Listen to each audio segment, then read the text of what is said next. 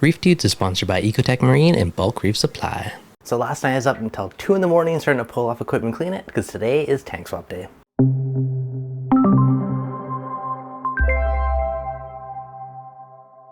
What's going on, guys? Devin from Reef Dudes. It was definitely a late night and I started pulling off gear to swap the tank. Last night, I pulled the Apex, the Alcatronic, all the dosers off the bottom there. So I got to pull one of the returb pumps, the filter roller, the skimmer, all that jazz. So I started pulling off stuff and cleaning it in preparation for the tank swap. Now I got 3 of these different bins, which I'm going to use to put the fish and rock and coral and stuff into while I do the transfer. So between the 3 of these, hopefully this will be good to kind of keep everything going. And last night I made the 55-gallon drum of salt water. It is preheated. It's just working on a little more salt to get up to salinity. And we got another brute, which is filling because we're going to need more than one. So at least this will definitely help speed it up later to get everything in. And any water I need on top of this, I can probably just reuse from the current tank. And yeah, definitely the start of the transfer. And yeah, for now, I'm just gonna keep pulling off gear and just kind of giving everything a good citric acid bath and cleaning it up before it makes it into the new tank. So I'm gonna get back to work and I'll check it in a bit. All right, now that we got most of the gear and equipment out, the sump is drained. Starting to drain some tank water into the bins. And once I get them about half full, I'll start filling it with some rock and catch some fish and put it in there until we get all of the important stuff from the tank. Look how nasty that old sand is. Definitely gonna get a good washing before we use it. We are starting to drain the sump. We got the Ultra Zero in there just sucking it out. And I'm gonna drain the sump so I can pull that out. And after that, we'll probably drain some of the tank, but I'm gonna save that till last just so the fish are in there, big volume of water with flow and stuff as long as possible. But yeah, so get the sump out and getting slowly but surely closer to moving this baby out.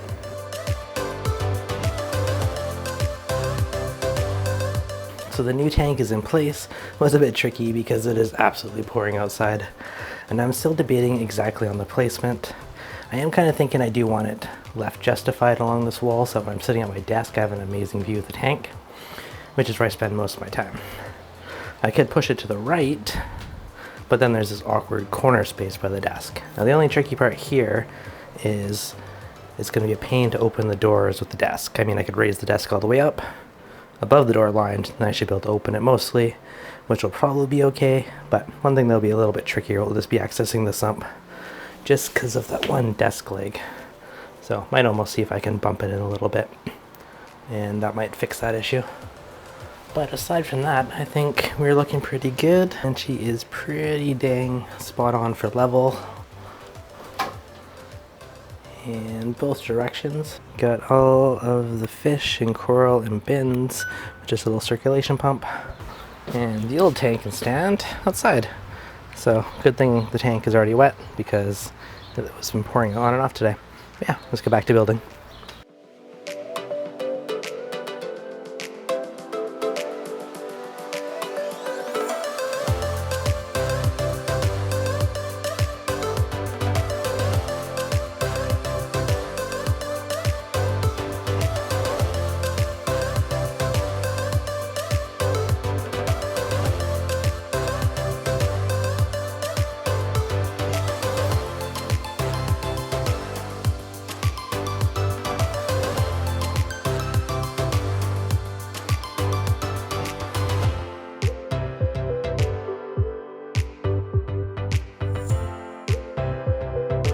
So it's about 12:30 at night and I gotta go to bed because I work in the morning, and obviously we did not quite finish yet.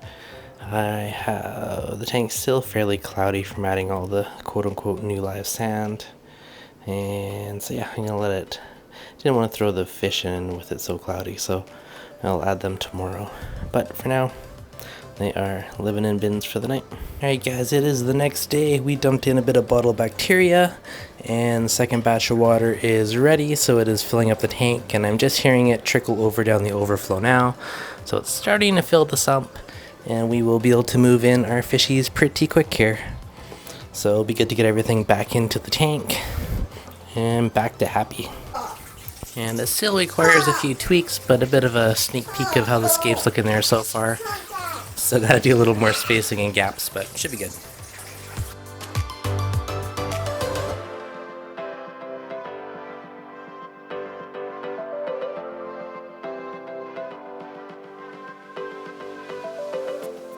So anything going back into the tank and giving it a quick dip, I'm actually dipping in Prozzy Pro. And that's an idea I got from Sabella Fella for using it as a bit of a coral dip. So shout out to you, buddy. Appreciate that. And Adam from Impact for hooking me up with the Prozzy. But yeah, definitely doing this. I did have a bunch of bristleworms in the tank, which I would like to avoid entering the new tank, so I figured this would probably take them out. So I'm gonna give it about a 5 or 6 minute dip of any coral that I put back into the new tank. Now I got most of the fish in there. A few more to go, but I gotta take out a few things in order to actually catch them. Yeah, you can see the bristleworms coming out. Definitely affecting them because they're all coming off of the rock. So heck yeah, I kind of had a hunch this would work on bristleworms, and definitely is, so sweet. I'm gonna dip any coral that goes back in, just for good measure. Apparently pods too. I'm starting to see all kinds of stuff come off of the rock. Hopefully the mushrooms are fine. Yeah, look at that, even, see right there, you can see it coming out of the rock. Crazy thing here is they're actually like leaving the rock, like they're evicting themselves from the holes on top of the mushrooms, which is super crazy. But yeah, pretty sweet little dip hack.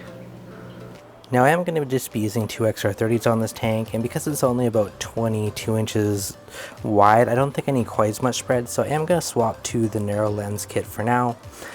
This will reduce a bit of light spill and allow me to run the lights at a lower percentage.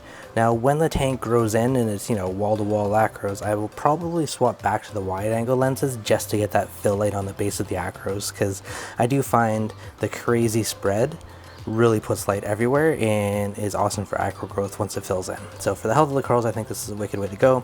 For a new tank starting out, I think I can get away with the narrow lens kit for quite a while, save a little electricity and reduce a bit of light spill. So I'll swap these and get them prepped for the tank.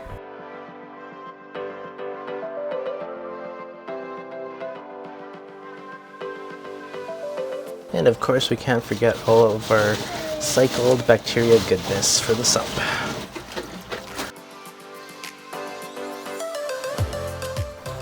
Alright guys, it is now the next day. The fish are in, the water's getting nice and clear.